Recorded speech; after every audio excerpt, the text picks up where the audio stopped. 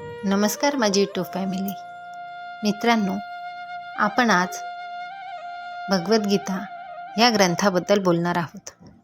श्री भगवद्गीता हिंदू धर्मामध्ये एक पवित्र ग्रंथ म्हणून ओळखली जाते. ते तर तुम्हाला माहितीच आहे मित्रांनो.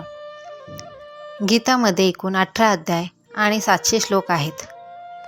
भगवद्गीता ही वेदव्यास ऋषींनी लिहिली होती आणि जे महाभारतामध्ये घडलं होतं, जेव्हा श्रीकृष्णांनी अर्जुनाला काही बोध दिले होते, काही गोष्टी सांगितल्या होत्या, त्या आजच्या युगामध्ये आपल्याला देखील लागू होतात मित्रांनो.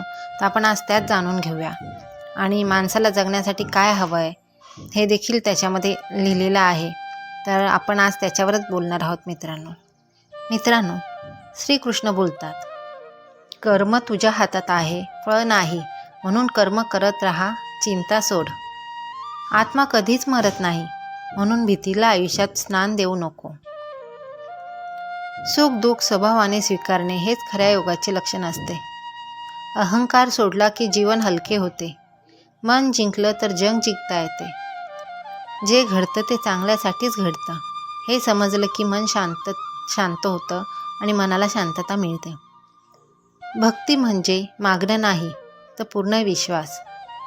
कर्तव्यापासून पळणं म्हणजे स्वतःपासून पळणं असतं.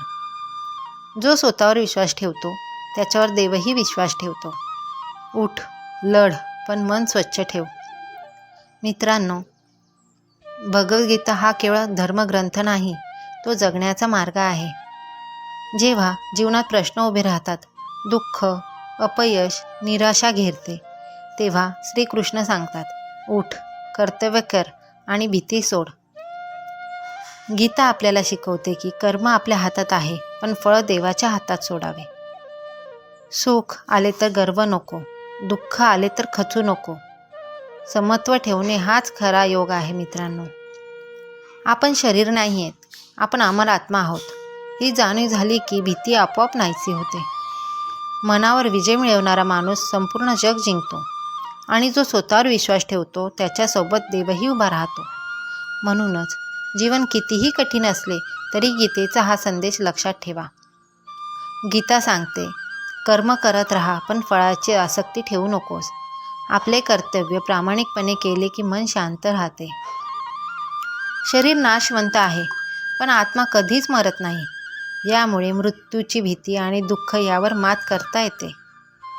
सुख आले तर अहंकार नको, दुःख आले तर खचू नको. समत्व हाच खरा योग असतो. देवावर विश्वास ठेवून प्रेमाने स्मरण करणे हेच खरे भक्तीचे लक्षण आहे. अहंकार हा दुःखाचे मूळ कारण असते. मीच सर्व करतो हा भाव सोडला की जीवन हलके होते. मनावर विजय मिळवता येतो. मन मित्रही आहे आणि शत्रूही. मनावर नियंत्रण मिळवणे म्हणजे खरे आत्मज्ञान. गीता कोणत्याही धर्म, जात किंवा वयापुरती मर्यादित नाही मित्रांनो. ती संपूर्ण मानवजातीसाठी जीवनग्रंथ आहे. भीती सोड, उठ आणि धर्माच्या मार्गावर चल. हा संदेश आजही तितकाच लागू आहे. श्रीकृष्ण सांगतात, मानवी जीवन हे संघर्षाने भरलेले आहे. कधी यश मिळते, कधी अपयश, कधी आनंद तर कधी दुःख. अशा वेळी जर कोणी आपल्याला योग्य मार्ग दाखवू शकतं तर तो म्हणजे श्रीकृष्ण. श्रीकृष्ण सांगतात, कर्म करणे तुझ्या हातात आहे, पण फळ माझ्यावर सोड. आज आपण सतत परिणामांची चिंता करतो, त्यामुळे मन अशांत होते. पण कृष्ण सांगतात, प्रामाणिक प्रयत्न करत राहा, योग्य वेळेस योग्य फळ नक्की मिळते. कृष्ण हेही शिकवतात की जीवनात जे घडते ते वाईट नसते, ते आपल्याला काहीतरी शिकवायला येते. अपयश आपल्याला मजबूत बनवते आणि दुःख आपल्याला परिपक्व करते.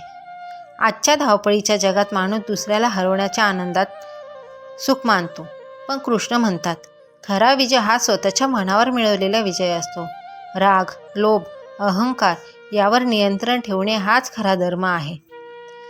मित्रांनो, श्रीकृष्ण नेहमी सांगतात, भीती सोडून सत्याच्या मार्गावर चाला, कारण जो धर्माच्या बाजूने उभा राहतो त्याच्या पाठीशी स्वतः कृष्ण उभे असतात. शेवटी कृष्णाचा सर्वात मोठा उपदेश म्हणजे भक्ती म्हणजे फक्त पूजा नाही तर चांगले कर्म, शुद्ध विचार आणि नम्र आचरण. जे दुसऱ्याच्या दुःखात साथ देतात तेच खरे कृष्ण भक्त असतात. म्हणूनच मित्रांनो, जीवनात अडचणी आल्या तरी निराश होऊ नका. कृष्णावर विश्वास ठेवा, कर्म करत राहा आणि मन शांत ठेवा. कारण जिथे विश्वास आहे तिथे कृष्ण नक्कीच आहे. नमस्कार मित्रांनो.